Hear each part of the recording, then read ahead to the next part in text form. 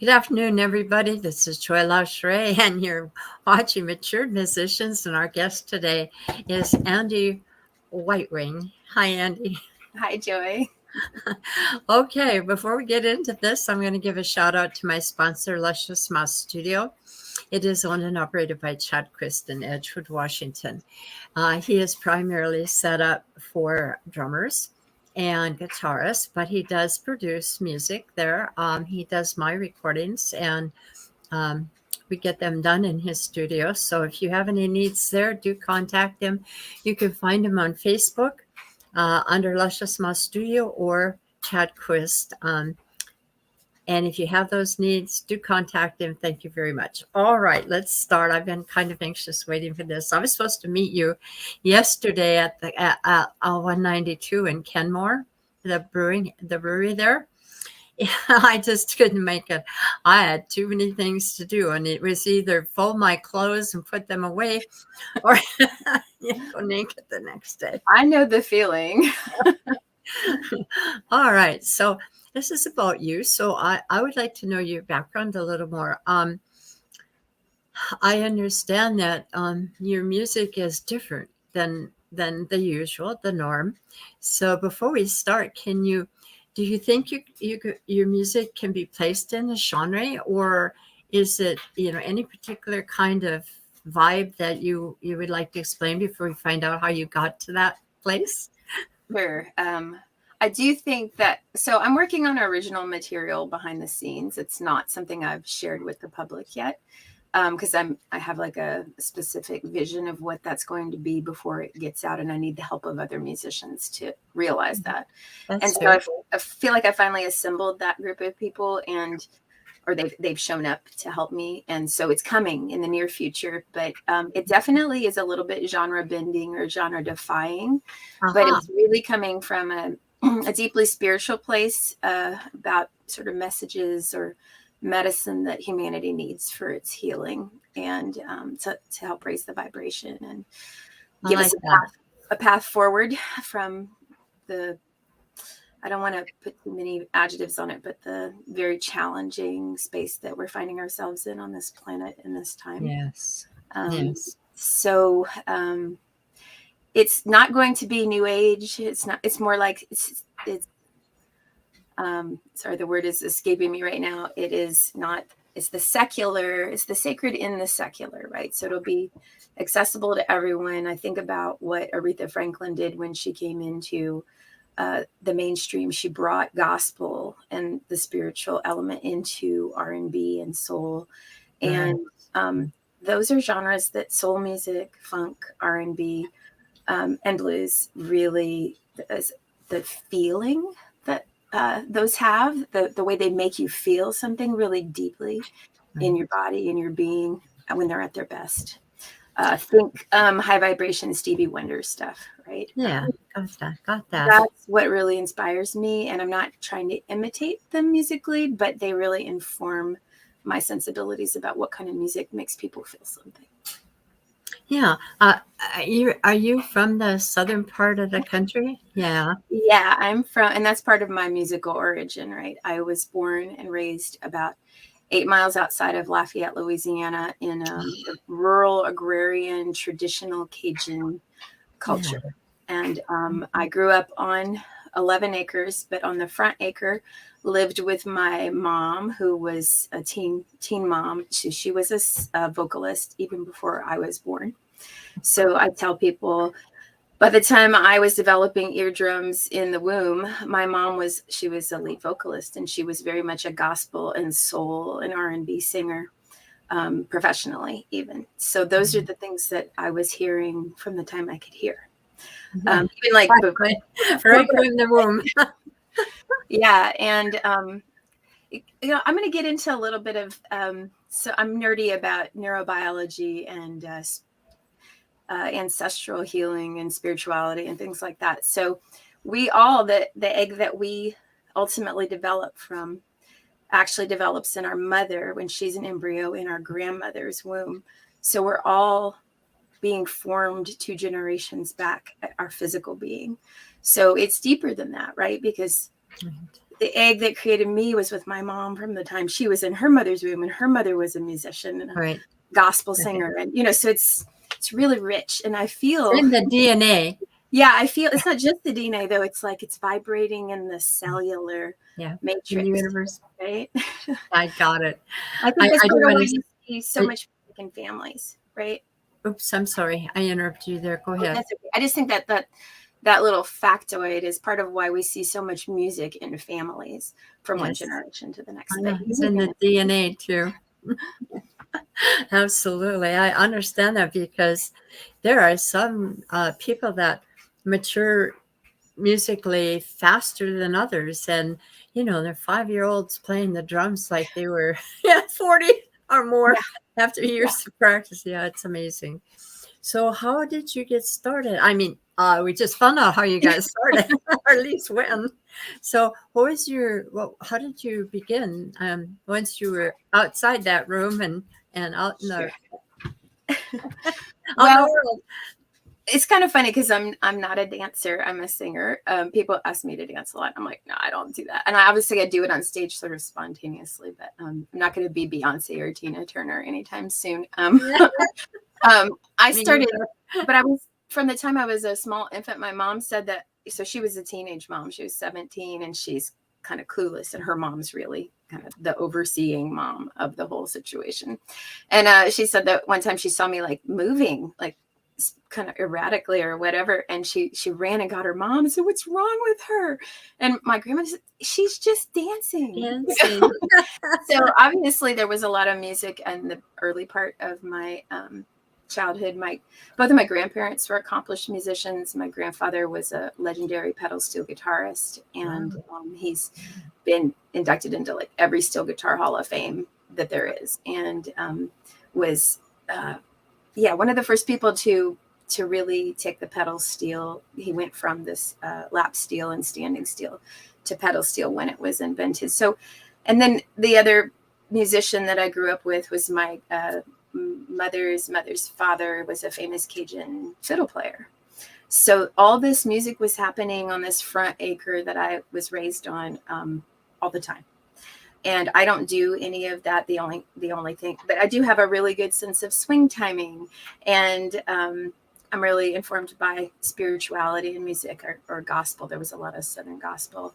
So when I was little, that was happening, really little, like the first 3 years of my life. And my grandparents were really my surrogate parents. My mom went on a national tour when I was 2 years old. Oh my gosh. Parents. And they were recording artists, they were in the studio making records and touring and performing. So I was, the first dream I remember having of what I was going to be when I grew up was a singer like my mom, right? Because my mom was pretty amazing. And so I sang a lot when I was little, but then when I was 5 and a half, my grandmother died of kidney failure from untreated type 1 diabetes when she was only 43 years old. And at that point, my family fell into this very deep mourning. There was a lot of unhealthy coping behaviors around losing her, and the music completely stopped in our home. And part of the silencing of the home included the silencing of me. So I started getting a lot of really negative, strong messages about why I shouldn't sing or try to sing, why I shouldn't do music. I mean, we had instruments all over, but no one would play them, and I wasn't allowed to play them, and no one would teach me how to play them. And, I actually developed a pretty significant wound around my voice. And after hearing the people that I admired musically telling me that I didn't have what it took to be a musician, or that I shouldn't be a musician, or they didn't want to hear me sing, or they didn't want to hear me play that piano that was out of tune that I was trying to teach myself on. I decided to, okay, I'm just going to keep singing in my car and in the shower and the places where a lot of people sing, but that's obviously not my path. And I became an academic instead. So I had a whole life of, still singing for myself, but I developed some somatic issues around. I had this wound, and it was in my throat. about my voice. Hmm. And it made me not, be pitchy and not really know how to project very well, and things that some people have this naturally, like my mom did. She's like, nobody ever taught me how to sing. And she didn't know how to teach me how to sing. So she just told me that I couldn't sing. Yeah. But we've come a long way since then. So when I was in my mid 30s, I know people are like, when was that? Okay, I'm 48 years old, even Oh though my gosh. Oh, you don't look that. My children were starting to really show their musical gifts, and my daughter has a profound musical gift, like her singing, songwriting, her voice, her ability to harmonize. It's just her ability to play multiple instruments and mostly self-taught. It's just kind of mind-boggling. I don't care how good of a musician you are, you would be astonished. And my son also has some, but not on the level. How old are they? How are these Well, children? I'll just get this out of the way. Their father alienated them from me 4 years ago, and they are now 20 and almost 18, and I have not had any contact with them because of the alienation. So that is the trauma that happened a couple of years ago that we may or may not talk more about later. Right. So anyway, when I decided to support my children in the way that I had not been supported, I'm like, well, okay, they wouldn't let me have music, but I'm going to make sure that my kids get that. Right. That was going to be how I healed. I ended up finding the support that I needed to do my healing around the wounds around my voice. And I found a voice teacher in Bellingham that ostensibly I was looking for a voice teacher for my daughter. But instead, what I found was the voice teacher that I needed.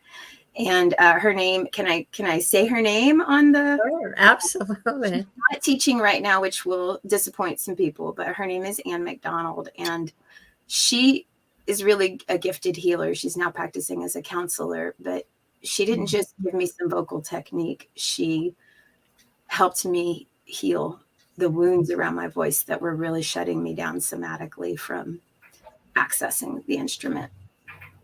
I got to interject here. One of the songs that I've got being mastered right now, it'll eventually come out on YouTube, and Spotify and all those platforms. But the lady sings in my song pieces one by one, and it's like puzzle pieces, the whole concept. And it's about the heart band, and she's the backup singer. She also had trauma with her voice, and that was what she wanted to do, of course. And so she had to work through that. And she now teaches other people how to relax and do the healing that you're talking about. Her name is Cirque Cherokee, and she was the backup singer for Jessica Lynn Whitty, who's a singer-songwriter, independent singer-songwriter. And Cirque is now doing her own thing and doing her own singing with another band. So That's really wonderful. yeah, absolutely. So there are people like that. Yes. I think that if there were no other message to come out of this interview, it would be that it's possible to heal. You just have to, really want it, be ready to do the work, and the support will show up. Absolutely. I agree. And music is healing. They know scientifically that it does change and heal the brain, especially for people who are older with losses in memory, etc. So yes, music is a healer, and we do carry that power, whether we realize it or not. It's so much medicine, and that's what pulls me to do it. It's not about getting recognition or being in the spotlight. Actually, that was really difficult for me to learn to tolerate. Yes. And so I want to say that I love people and I love connecting with them, but there's so much energy that goes into getting ready to perform and then being so open after a performance that I need to kind of shield myself. Yeah. That I've noticed that I need more and more time before and after a performance to just be alone. And I've started to notice that people really want a piece of my time right before a show and right after a show, and I want to connect with them.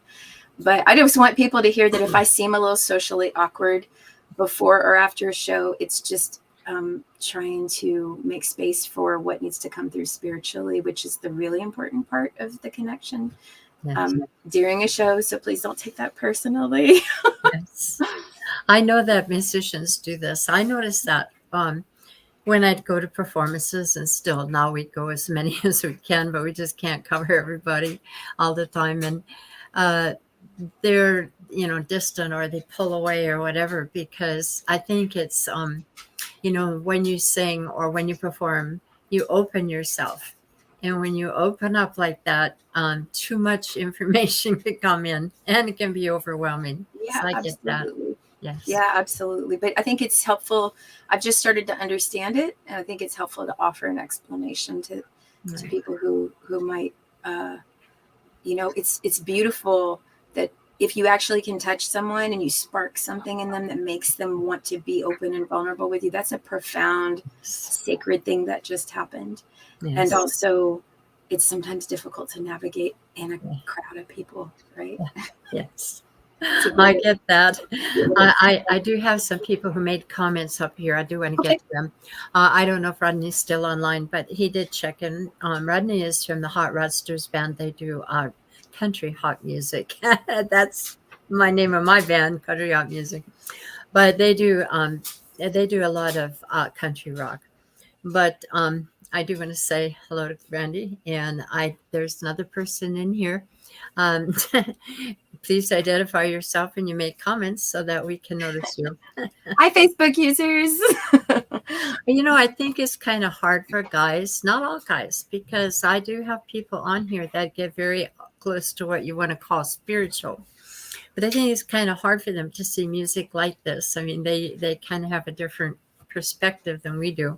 And I think it's, the input of women musicians on this show are very important. And it may make some people a little uncomfortable, but it's a good thing. It's what really is at the heart of this. I mean, there's a transfer a spiritual transfer, if you want to call it that takes place when you open your mouth and sing, and the people are responding back to you. And that is the healing part, and it's a very important part of music. Absolutely. So, being that you couldn't do any of these things in your home, probably because the pain was too great, I would imagine that losing loved ones is traumatic, and it plays itself out in many different ways. I've experienced some of that myself. I've also experienced my children not talking for me 25, 30 years. Oh, wow. And I still have two that don't. But I've got the door open, and that's the best I can do. I mean, these things have happened in the past. It's a reality. We face them. And, do the best we can to keep that door open. So you're not alone. Well, I know that's very vulnerable, and I want to thank you for sharing that. And I hope that somebody listening to this who's going through something of this magnitude, because having either an alienation or a Yes. estrangement from a child is losing them. It's on the order of magnitude of a traumatic loss. Yeah. Right. And yeah, so I know you have some segments here, and I'm going to squeeze something in before we move to the next one, because we can come back to this. I took voice lessons for about 2 years. Okay. So was this when you were younger, or no, 36? I was 36 when I started. So 12 years ago with Ann McDonald in Bellingham. And I did here and there get a coaching session with someone else like Greta Matassa, who's in Seattle, a very amazing and well-known improvisational jazz singer. But mostly worked with Ann. And we started with classical music because she had to get me out of my throat for me to learn to open it up. So I actually was in the chorus of 2 operas up in Bellingham, Simile and Paride et Elena. And I'm a lyric coloratura soprano, which means I get the highest part in the whole thing. And then I started working on jazz, because you can kind of use a similar part of your voice for jazz, and did jazz choir for 1 semester with Ann. Mm-hmm. But where my heart is the music that I'm singing. So in South Louisiana, we're known as the home of blue-eyed soul and the birthplace of jazz, the blues. And so I was deeply influenced by all of that. And that's what I'm coming back to as my starting point for differentiating as an artist and a songwriter, is just returning to these things. I feel there's a lot of value in learning difficult covers, because you have to explore what it takes to create that piece of art, whether you're an instrumentalist or a vocalist, and you learn more about yourself through that process. And sometimes it's very hard to cover a song well. And there's some songs that you just can't cover unless you can cover them well, because they fall flat in performance. So that's the starting point, just like the training grounds, if you will, is doing cover material. But like some songwriters have said to me, hey, there are a lot of great songs out there. You don't have to write them for them to be worth performing. But you do write, correct? You are. I do, but it's at this point, it hasn't been made public. It's been behind the scenes. And I really feel that this coming year, that the one that we're in with the band members that I'm working with right now, that this is the group that's going to bring them out to the world. And that I think that within the next year, you will see some original material, if not a completed album, coming out from me. Great. I look forward to that. Exciting. So since they wouldn't let you, they didn't want you to play instruments, did you ever pick up an instrument and try to play it? Or? Oh, yeah. I sneaked time at any piano anytime I could, because I have a piano. It's just a console, a Kawai, but it was my grandmother's, and she bought it when I was an infant. So it's kind of been a lifelong companion. And when everybody would be outside and nobody could hear me, I would just be magnetically drawn to the piano. And I started just finding things by ear, just picking out melodies. Mm-hmm. And then whenever people would come to visit the house, they could play the piano, but I couldn't. But if I tried to get in on playing with them, or they wanted to show me something, my family was too polite to interrupt.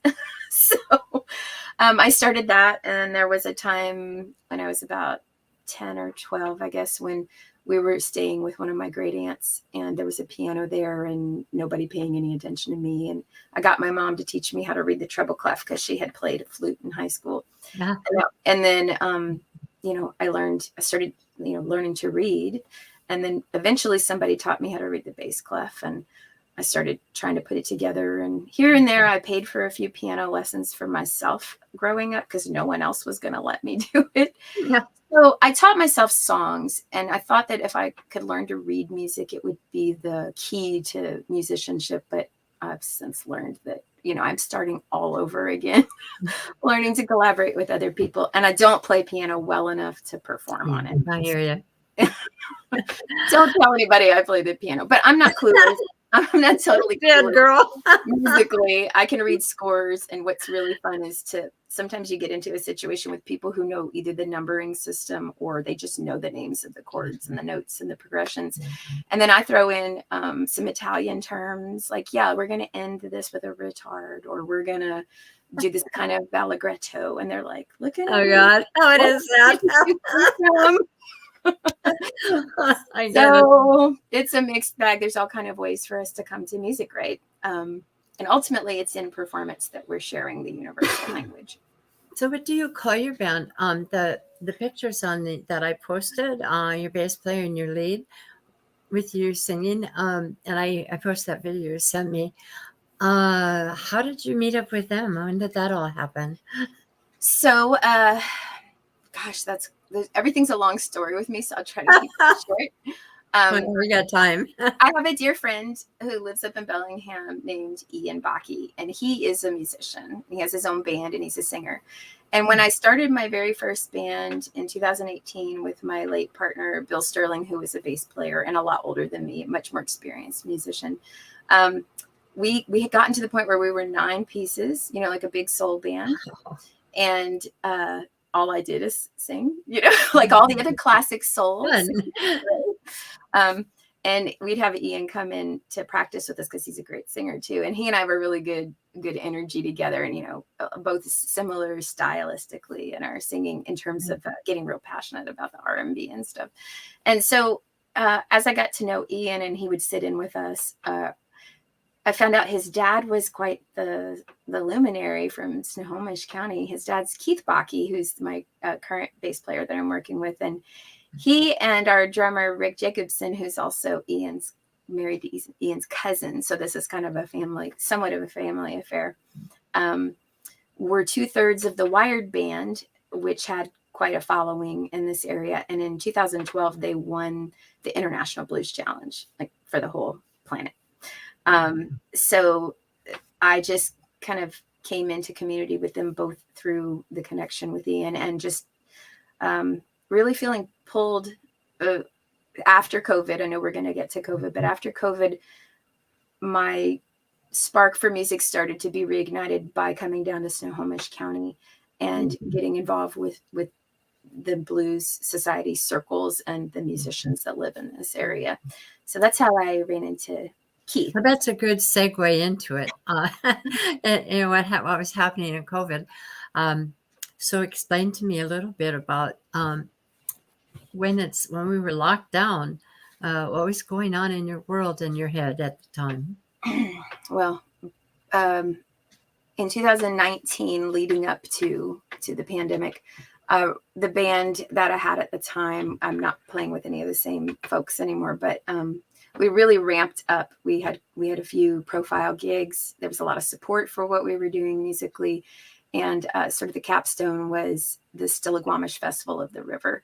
We played there in 2019, and the former organizer and booker, he's retired from the tribe now, Pat Stevenson, was just really so supportive and sweet, and he still is. He's actually doing some booking up in Bellingham. So it was just like this moment of like, okay, all the things that I can feel deep inside me are possible. They are possible. I just need to honor what's the instruction that I'm being given, show up when and where I'm supposed to, keep doing the work, because it is a lot of work. I don't want anybody to think it just happens all by itself. Not usually. Playing at that festival. And then we had a few more gigs, and that's right around the time that my children's father started doing some actually felonious things that he'll probably never be prosecuted for. And so I had these few gigs remaining that I had made commitments to, and I somehow, it felt superhuman at the time, managed to get through them, even though my band was starting to fall apart. As soon as I wasn't the rock anymore, it seemed like everything just was just exploding right in front of me. You know, my trauma that I was experiencing triggered everyone else's unresolved trauma. And there were like almost fist fights at band practice. And it was just like, I was just staring at this going, what is going on? I was hoping that they could support me the way that I had been supporting them. But, you know, I understand we all have our limitations. There's no judgment around that. But basically, I went into a deep silence as I was going through the throes of some abusive litigation that didn't go anywhere, but it was enough to turn my life upside down. And I was losing my children, and it was this slow but horrible slippery slope where nothing made any sense. And it was just the most painful thing I can even imagine experiencing. And that was the intention behind the whole thing from the other party. So by the time COVID came along, I was pretty well in my silence, in my cocoon. I was still dealing with the trauma directly. And it was sad to have to let go of the band and everything I'd worked really hard to build up until that point. And then to see all those relationships with band members unravel and be completely powerless to stop any of this. It was like a huge landslide in my life. I just had to surrender. That was the only way to survive. So that's where I was. I was already in the place that COVID put a lot of other people, like, let's look at our navel. Let's have our prolonged existential evaluation right now. Right. Well, one of the things that, I know there are going to be people listening that may not like these comments, but this is real life, and singers go through these traumas. But when they get through them, when you're further down the road and you have all of this stuff that you've gone through, it comes out in the music in a beautiful way. And that's the beauty of hard times and trauma. We all have them, and each of us have a different path to walk, but it happens. And I think I see it as a positive, as a way of higher power of the universe, whatever you want to call it, teaching us to grow. Absolutely. Because the thing I know is that I never, ever voluntarily would have walked away from the mother identity being the driving force in my life. Right. Having children was a very intentional For all of us. healing prospect, and I never would have made them less than first in my life, despite accusations to the contrary. Yeah. And if the universe hadn't come in and just severed that, I know that it's not necessarily permanently severed, but it sure feels like it when there's a long period of disconnect and silence. I know it became clear to me really, really quickly spiritually that there was a reason for it. And it took me a while to let go. I'm not saying that I've let go entirely, but in terms of it ruling every moment of my life and being in constant torment, I've had to learn to cope with that. And so when I first started singing again after losing them, which was about 2 years, there was some anger. There was some real righteous anger that needed to be vented. And I think it took me about a year to get past that and to soften back into really paying attention to my instrument and how to be artistic and creative and tempered with it. So it was definitely I don't think guys understand this. Oh, some of them do. I mean, I have had people on that have spoken about things like this, but I think for us, we see it from a different perspective, and different. We're different from the way guys see some things. I believe the musician part of us, and it's just amazing to have a woman who has talked about something like this and explained how it affected their music. And once you come out the other end completely, which takes a while, there are some great benefits, because even though I can't hear it in my voice when I'm singing, and I probably don't have the most beautiful voice in the world, but I have a voice and I use it. And I think that people have come up to me and said that, different things about what they hear in my voice, or how they've responded to me, or what they've said to me, which lets me know that, so I'm projecting something of that out there, and it's in my voice, it's in my singing, and you can't hide it. It's just there. That's absolutely spot on. And, I don't know if it's so much of a male-female dichotomy as it is just how spiritually oriented people are, how connected are we to our, and I'm going to be real clear in case there's any confusion. I'm not talking about religion. That's a man-made construct, and it's something that's in between you and the divine.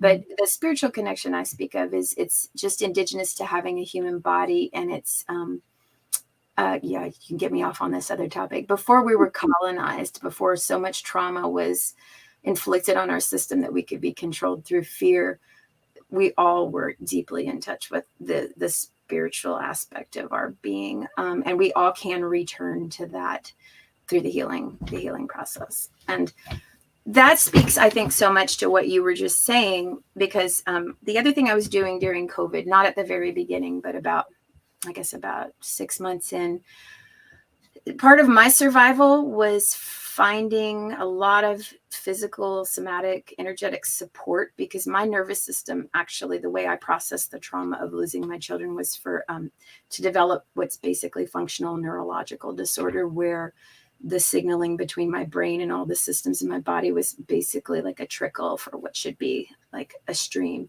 And even though the organs were healthy, the communication wasn't happening. So my thyroid wasn't working, my liver wasn't working, I went through all this medical diagnostics, and they're like, we don't understand what's wrong. Everything looks really healthy. You don't have any diseases.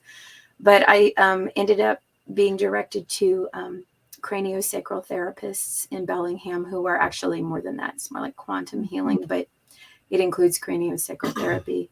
And through a lot of therapy and support, I started to really feel what was going on in my body, return to that started feeling myself integrating out a lot of, like, a lifetime of stored trauma and even ancestral trauma. And that's a whole other conversation. And then I got enrolled in a 2-year experiential practitioner program that is a deep dive into the neurobiology, anatomy and physiology of trauma, how we store it in our bodies, and how to help people do their own healing. Right? It's really a facilitation. It's not I'm not healing someone. I'm facilitating them healing themselves. But that I processed, I wouldn't really say integrated, so much stored trauma from my physical being that when I came out on the other side of that training, I was in my body. I'm in my body differently than I've ever been. I spent most of my life not in my body because it wasn't a safe place to be. And I'm a different singer altogether. People who heard me sing before COVID, a lot of people think it had to do with COVID, but before COVID, and then people who didn't hear me, well, nobody heard me again until after, but they were like, wow, what have you been doing for the last 2 years? And I'm like, I've been silent for 2 years. I've been healing the somatic trauma. And now I can actually feel these little nuanced spaces in my sinuses and my throat, and I can really kind of tune into what's going on when I'm making a sound, whereas I couldn't even feel that stuff before. So you're right. Everything about who we are energetically, including our trauma, including our healing from our trauma, it's encoded in our voices. And I can't understand, just like you, what it is about my voice that other people respond to. I can work on technical stuff. Yes. There's actually a neuroscientific explanation for why we don't like the sound of our own voice and why we can't hear what other people hear. So it's just literally impossible for us to hear our own voices. It's not a matter of being like humble or anything like that. So what's been revealed to me through my experience is that when I sing now, I'm singing and I'm sending a message out of the healing of deep, deep trauma and the hope of that for everyone. And that's the only thing I can reckon other people are responding to in my voice. But I also feel called to keep singing. And well, you had to overcome a lot of obstacles to do that too. Amazing. Yeah, it wasn't just, it's so deep, and it's deep for all of us. We're all deeply informed by what was going on with our ancestors around our physical development. And it's DNA, and it's also the energetic layer of DNA that's epigenetics. So in the end, so I went through this dark night of the soul that lasted for a solid 1.5 years. I didn't want to be on this planet. All day, every day I had this sense that I needed to be here, that I wasn't finished with what I'm here to do, but also how could I live in a world where my children could be taken from me in the way that they were, and everyone in the family court system is absolutely complicit with the abuse and the domestic violence. Everyone. It's like a trauma machine. There's so much trauma that the people in the justice system are carrying, and they're perpetuating it because they're not conscious of it. I'm not saying there's never justice, but like the attorney told me, there's like, this exists so that the possibility of justice can happen, but you're not going to win. And so everyone gave up because they were afraid of my ex-husband, because he's scary, and they have a reason to be. And they let him take my children, even though it was completely unlawful and abusive. And I had all the evidence, the proof, and no one wanted to look at it. So I'm just calling that out right now too. There's so much trauma in the system. And I know a lot of people listening to this are going to resonate with that because they've had their own experiences. And when people have something so traumatic like what you and I've had, maybe it looks different in the details, but losing your children, they often will never speak of it because it's too hard to face. And so it's hard to listen to. I know it's hard to be with something like that. Happy. Well, that's spiritual bypassing for you. I want to interject for a minute, just a minute here. I spent years trying to work with the policing agencies and so forth where I lived, and teach them about what this is all about. So I was a counselor and advocate for women in shelters for years, helped change the laws and get some of the things that we have now. When That's my trauma was happening, there were no shelters, there were no counselors, there was no belief of what was happening to us or how to prevent it, and the fact that we were being killed. And we've come a long way, but we've got a long way to go. absolutely. And it's always a struggle. I don't know. I don't know why these things happen, but a small group of people can be in the know, but it takes a while for those waves to go out to let other people and the public comprehend what's going on and understand it. And it's a struggle, and I'm glad you came out the other side. I get it 100%. Well, I And just how want to it's say, influenced your music. well, how can it not? Like I want to say that there's just such a segue here for acknowledging the life of Tina Turner, who we just lost this Yes. week. And she was a victim of, yeah. I always say a survivor, by like the best example of a survivor. And we don't have to get into the details, but there's a lot of good biographical information about her really being shared right now because of her Yes. her recent passing, that I encourage Yes. people to really dig in there and find out about her life and what she overcame, and what her triumph represents something, not just for women, not just for women of color, not just for women musicians, but for humanity. Because men have been colonized every bit as much, if not more so. The whole idea that a man should not have feelings is dehumanizing, right? And that's been very prevalent in our North American culture at a minimum. So I just want to acknowledge that it's not just women who are struggling as a result of this; it's men too. But women seem to be more interested in going there, like confronting it and ferreting it out. I would say that'd be the difference between us. And maybe men just don't feel supported enough. Maybe they feel a little socially beat up too. Yeah. But I'll tell you something. The three guys that I'm working with right now, and other people that are peripheral, they're not performing with me, but they're very important to the band happening. They're all beautiful men, Yeah. really sweet, loving, supportive men who've been through their own struggles and their own difficulties. They're so compassionate. They're so loving. And for whatever reason, they really believe in me. I'm really, really grateful for them, and I love them. That's wonderful. A lot of women who've gone through traumas like this say, oh, men are all alike, or they're bad, or whatever. But it's not the truth. The musicians in this area that I've worked with, and, as far as going to jams or whatever, there's some times I want to hit them over the head with something. Like, hey, why do I even bother to make a set list when you're just going to ask me what song is next and what kids? But overall, they're really good people. And they're in a learning stage too. I mean, everybody on earth is in some form of learning stage. So yes, you're very lucky to have that. And I hope that I find that in the future, but so far so good. Knock on wood. Well, and We it had could none- change at any time. Like, what does history tell me? Like, just be so present with what is right now that there is to be grateful to, because, with the snap of a finger, something can change. Absolutely. We have another comment for Rodney Landert. He says, I play music to make people smile. And I'll tell you, Actually, that's basically the same thing. I went to the Angel of the Winds on Saturday night to hear Rodney perform in a casino, and put on his, that So good polish, that different, right? yes, fire polished.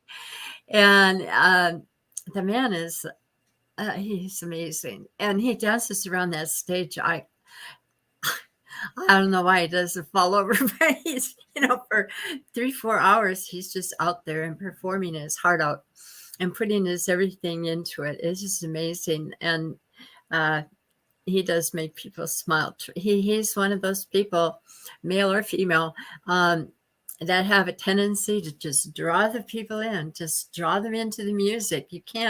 I can't dance. My legs are pretty bad, but I sure can listen. And I just, I could really jive to the music, and everybody there was smiling and dancing and having a good time. That is what we're about, correct? Well, and whether he views it through a spiritual lens or not, it looks like the same thing that I'm It talking sure about does. to me. It So sure does. thank you, Rodney. For, the way I see it, Joy, like all of us who are drawn to do music and perform for people and connect with people on some level, maybe some to a greater degree than others. We're all here with the same mission. There's a group of, as we know, we're only 1 or 2 degrees at most removed from all other musicians on the planet. It's a pretty small Yes. world. It's a pretty small family. It's so easy to just, oh yeah, I know a bunch of people who know this person, and they go, okay, we can name drop all day, but what's really important is that we all have this mission, and it's just shared mission, and we just get different assignments. Like, okay, you go over here and you work with these people, and you do that thing here, and this other person goes over here with these other people and does that thing there. Because the truth is, there aren't enough of us to meet the need that humanity has for music as medicine.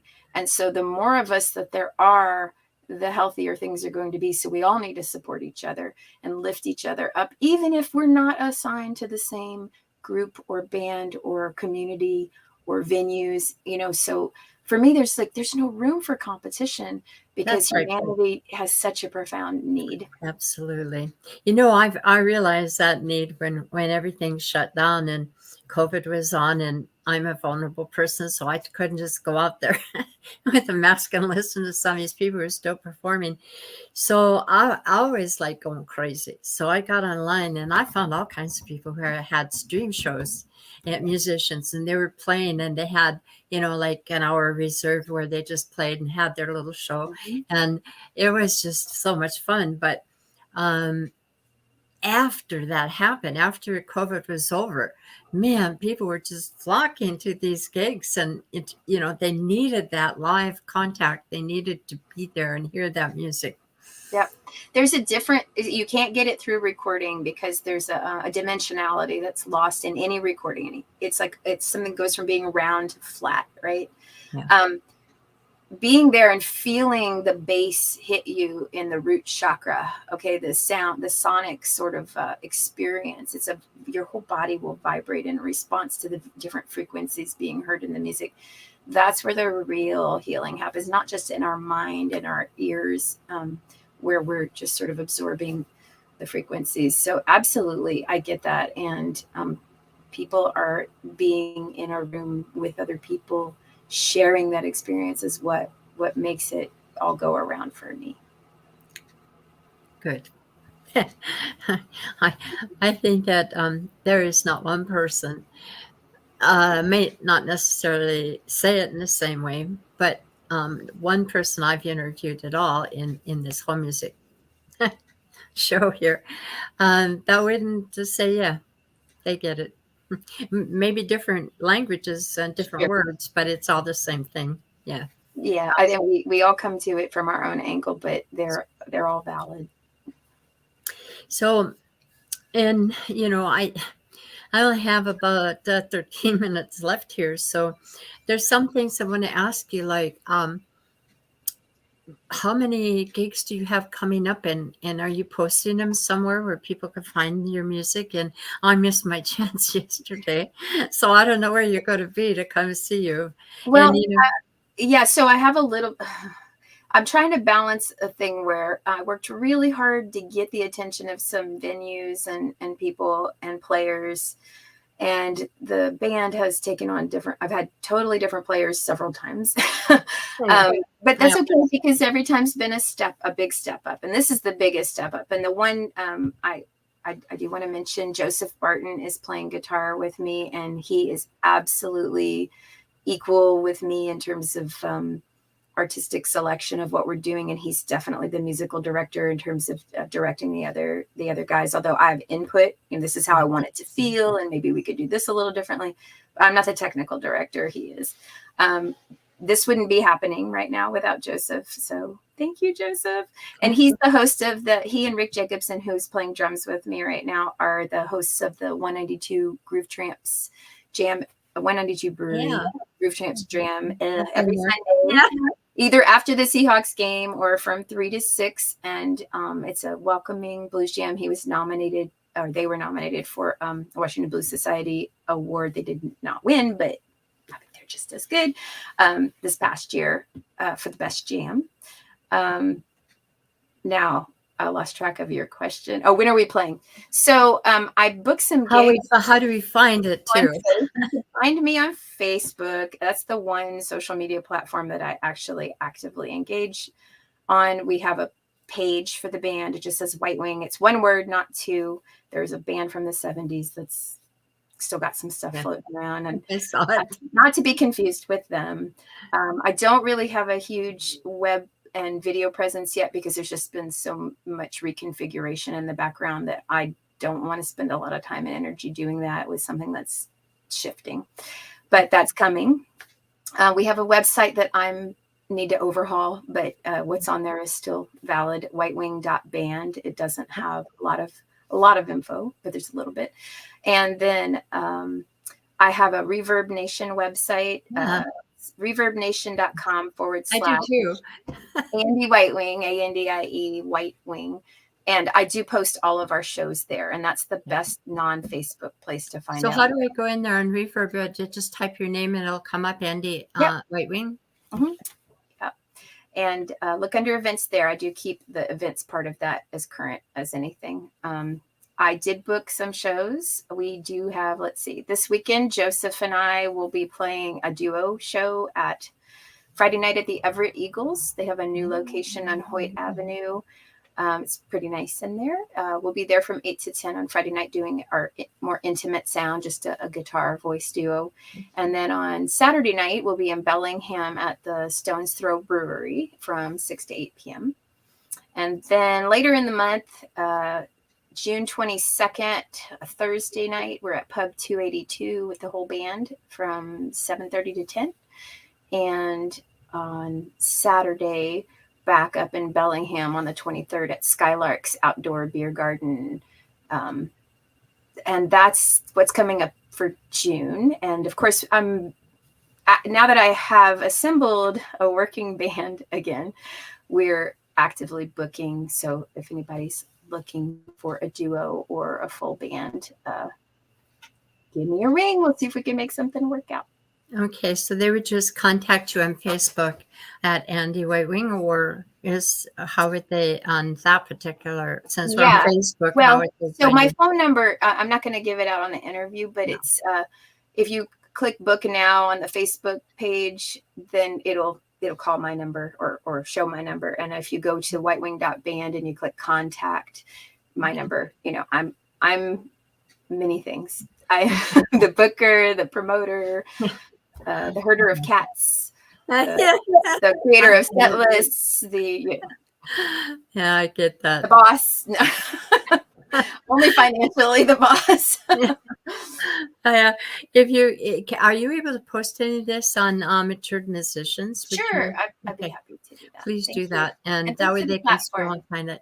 All they have to do is put Whitewing into the search and on Matured Musicians, and it'll bring up anybody I've interviewed or they posted to. So cool. If they want to find you and they don't want necessarily go to that site, all they have to do is put in your information.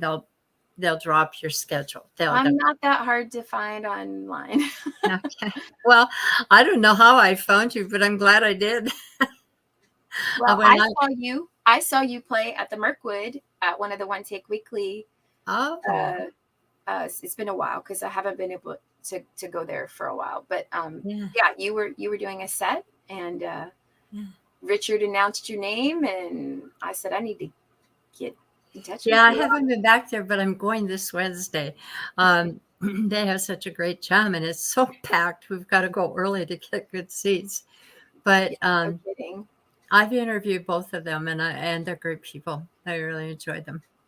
And in case I didn't say his name, I want to make sure I give a shout out to Rick Jacobson, who's playing drums with me, because I first met him in 2019 at the International Blues Challenge semifinals at the Rockfish Grill in Anacortes. And he was playing with Harp Dog Brown, the late great Vancouver blues vocalist and harmonicist and songwriter, and they were on a national tour that year, and they actually won for Washington to go to the International Blues Challenge, but didn't.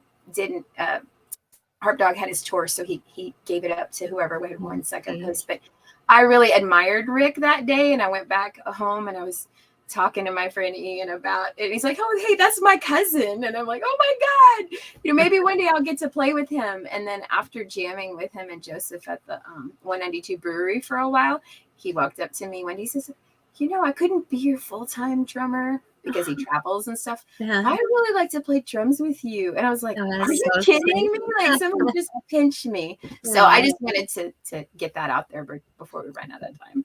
We do have a few more comments, but who didn't leave their name. And I got to kind of move my screen here because I cannot see this stuff. It's too small. I think there's probably a way to make it bigger, but I haven't figured it out. So. I see a lot of Facebook users. I don't know if you can see who they are. It says, "Hi, Andie Whitewing. Nice to see you." No name. Please put your name on. It would be nice to see you too if I could see your name. I didn't know who you were. And another one is, "Nice interview and putting the backstory in one piece. And what we hear in Andie's voice could be wisdom." Yes. Well, whatever I have to offer, it's yours. I'm here in service, so Absolutely. I don't spend too much time analyzing it. That's one of the things about detachment. I think the Buddhist principles probably best capture the way that I've managed to survive. Just like Tina Turner, by the way, she was a Buddhist, and I haven't studied Buddhism, but as I understand it, that is a good description of the process of becoming detached from things in a healthy way that allows you to sort of surrender the mind, the ego are in submission to the soul, whatever the soul's purpose is. And then my practice for several years now has been just to keep listening. Yes. Listening. So these two comments are rolling in, and it says, "Hi, didn't leave their name. Larry here is one of them." And Larry, I wonder if that's Larry Hayes. Larry and I did a duo together. Larry. We interviewed him with his other duo partner, Diane Wood. And Shirley Driggers, she's drummer. Hi, Shirley. Hi, Larry. I think it was Sandra's other band. That was Sandra Rita Don Lopez. So she's been hiring bands for Sam's Club, and they're just starting out, so they can't compete with the kind of wages that they're giving musicians in other venues. But people have been donating their time to go out there, and Rodney was one of them. Rodney Leonard was out there, and I think last weekend, I can't remember. Time goes by so fast. But anyway, he was out there donating his time and energy to making people smile. Yep. So we have 3 minutes. And in that 3 minutes, I'd like to ask you, what advice would you have for people who are in our position where we're coming back after we've had other experiences, and it's a little harder market. A lot of places have disappeared since COVID, and everybody is competing to get into different venues. What advice would you have people starting out or facing this challenge? Well, you definitely need support. None of us can make it alone, not just bandmates, but community. And you make community by going out and being visible and introducing yourself and getting to know people and trying some things out that may not work. But I know there are people who are going to have a different perspective than this, but my answer for everything is authenticity. Really tuning in to what it is that you're called to do in the way that you're called to do it, with some flexibility for new information to come in, and honoring that. And so sometimes that means that someone that you like and enjoy isn't the right person for you to collaborate with. And sometimes it means you turn down something that somebody else is willing to do for a certain price because it doesn't feel like the right thing to you. But I think ultimately what the world is starved for is authenticity. Yes. And that's so much medicine for us as well as other people. So I would just say you really have to be true to yourself, to what your calling is. But that means listening in to find out what that is. Yeah, absolutely. I got a comment here that kind of capstones this. Larry says, "You are awesome, Andie. I would know." That's Larry That's Hayes. Larry Hayes. And Larry just had unexpected back surgery. So I just want to wish him quick and Ah, complete healing so he can get back to. He's a hard absolutely. I working agree. musician, let me tell you, and very skilled. So he can get back to it. Um, I still have a little time, so I want you to, if you can, and I know you will, explain to me what you mean by authenticity, artist authenticity. Well, so the way I view it, and these are my words, not something I read in a book, is that each of us has a unique DNA, unless we're identical twins. But even then, we know there's a little bit of differences between identical twins. We have like our own reason that our soul is on this planet at this time, our own mission, our own calling. I know for people who are maybe not spiritually oriented, that doesn't mean anything, but it does to me and a lot of people that I know. And if it doesn't mean anything to you, then I invite you to be open to the possibility of having that revealed to you. Just listening in, because we're all unique. None of us can do the exact same job of any other of us. Just like with voices, we all have a different voice print. It's as unique as a fingerprint. And so what are we here for? I can't answer that question for anyone but myself, and I'm doing pretty good if I'm honoring what I'm here for. So I think that's what authenticity is, being real with all your warts and your bumps, and like, okay, I have a swollen eye right now, and boy, was that a test of the vanity system. Like, oh my God, I have to perform and I have an interview scheduled and my eye is swollen. Should I wear sunglasses? Should I cancel the whole? And in the end, I said, Yeah. no, this is an opportunity to just be authentic, because everyone else is real too. Everyone else has their days when they don't like the way that they look, or their eye is swollen, or they don't like the way they sound. And it's about being real with what really is, and all of the complexity and ugliness at times of what it means to be human and go through this human experience and journey, because we can all relate to that. Amen. Yes, exactly. Well, we're a little over time here, so I'm Okay. going to have to close, but I love the answer. Thank you very much for sharing that and sharing all of these things with us for the last hour. Appreciate that. And the only thing that I would ask you is if you can, after this is over, I'm going to send you the link from YouTube because it's recorded so you can use it in your EPK or whatever, however you want to use it. Is that you go in on to Matured Musicians and maybe answer some of the questions or some of the comments that are in here. Okay. Well, it's been a pleasure. I hope to see you in person and meet you soon. Well, thank you. And thank you so much for the service that you're providing for your fellow musicians, and the time and effort and love that you're clearly putting into this. I just want to honor that. So Thank you. thank you, Joy. Thank you. All right. Bye-bye. Let's see if I can get out of here gracefully. I know. I'm like, wait, am I supposed to press a button? Here we go. All right, that ends it for the show on this Memorial Day. I hope it's a good time for you. You're able to relax, unwind, and get in touch with yourself. I do have another lady coming. Her name is Suzanne. I'm not going to tell you much about her until I start posting. I think you'll enjoy her interview as well. She is a fiddle player. And from what I can see, she's been working with Doug Arrington, and they're just getting set for some gigs. So do tune in at 2:00 on Monday. We'll see you then. And thanks again to Andie. And I'm out of here, hopefully gracefully this time. It never lets me do that, but we'll try. Bye-bye. Have a good weekend.